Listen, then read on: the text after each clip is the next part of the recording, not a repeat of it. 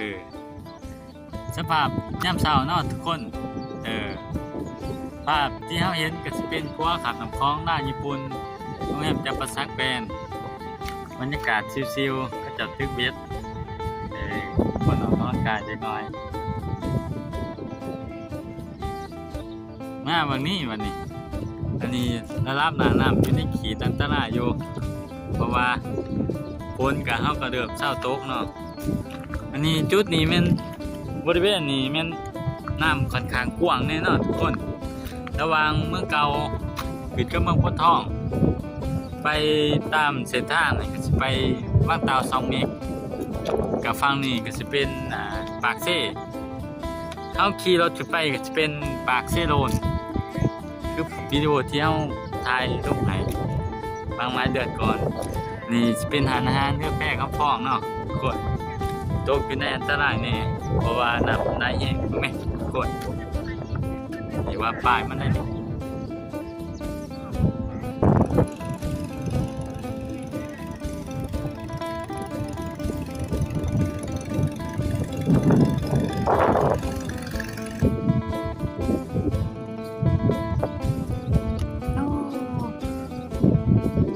ก็จะหาปลานะทุกคนเนาะหาปลาโดยการได้หม้องถ้าเจ้ากระสิมาตกหม้องอย่างนี้นะคะสิไล่ลงไปหอดจุดระวังไก่คว้าหน่อยนึงแล้วก็กู้เนาะเป็นการไล่หม้องใหญ่หม้องปลาเอิญเนาะตกไปแล้วก็กู้ไปมันก็สิมีปลากาสิไล่เนี่ยเนาะ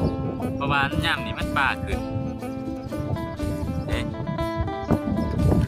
จุดนี้บ่ค่อยมีคนหาปลาหลายปานใดหรอกเพราะว่ามันกินในเมืองถ้าสิเป็นจุดสะเลานี่ก็สิมีหลายแน่เขาหาปลา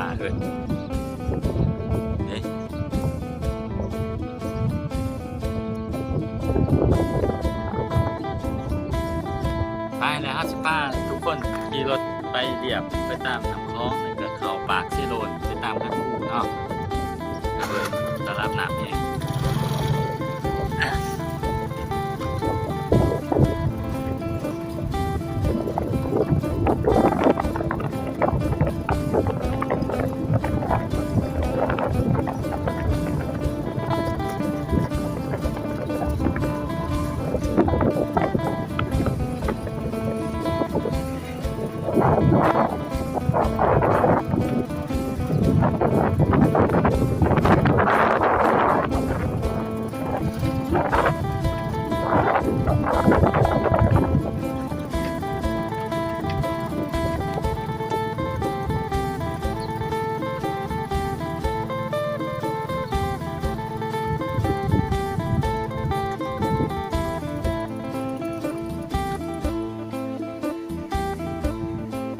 นี่เนาะทุกคนถ้ามาหอดปากไม่น้ำเซโลนนะ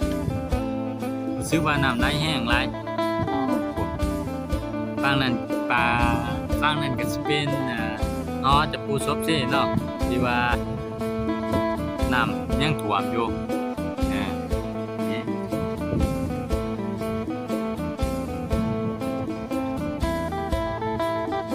ไปขี่ไปตื้ออีก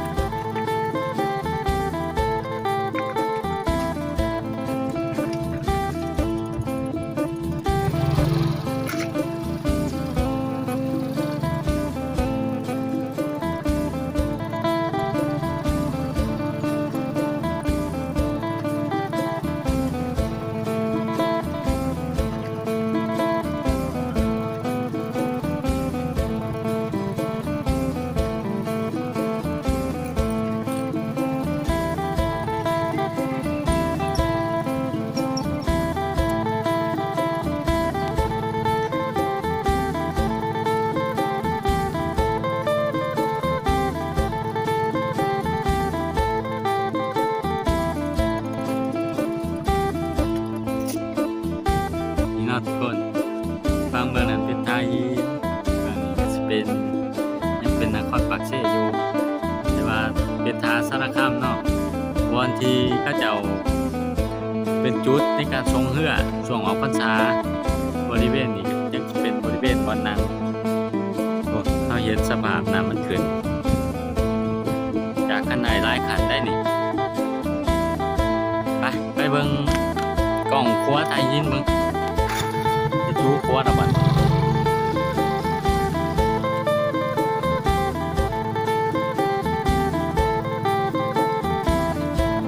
อกกำลังกาย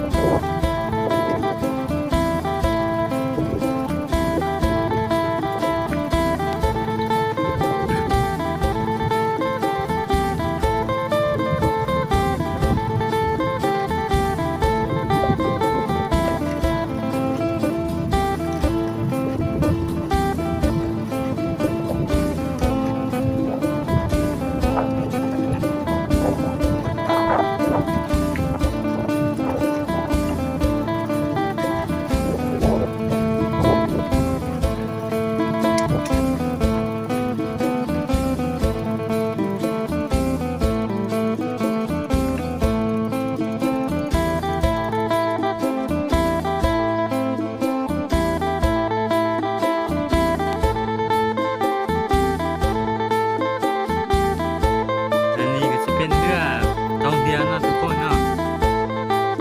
เพิ่นเอาไว้ในยามที่ว่ามีลูกค้าอยากไปเที่ยววัดผู้บ่ไปเที่ยวรถกุ้งบ่หรือการขี่เรือนี่เพิ่นก็มีเรือไปบริการแต่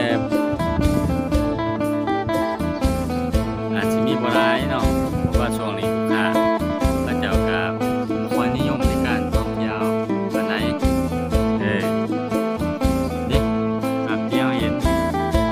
เป็นหัวขางทายินอยู่ในระดับเกือบจูข้านเนาะว่านักหลายอันนี้เนาะก็สิเป็นบรรยากาศตรงล่างเนาะเดี๋ยว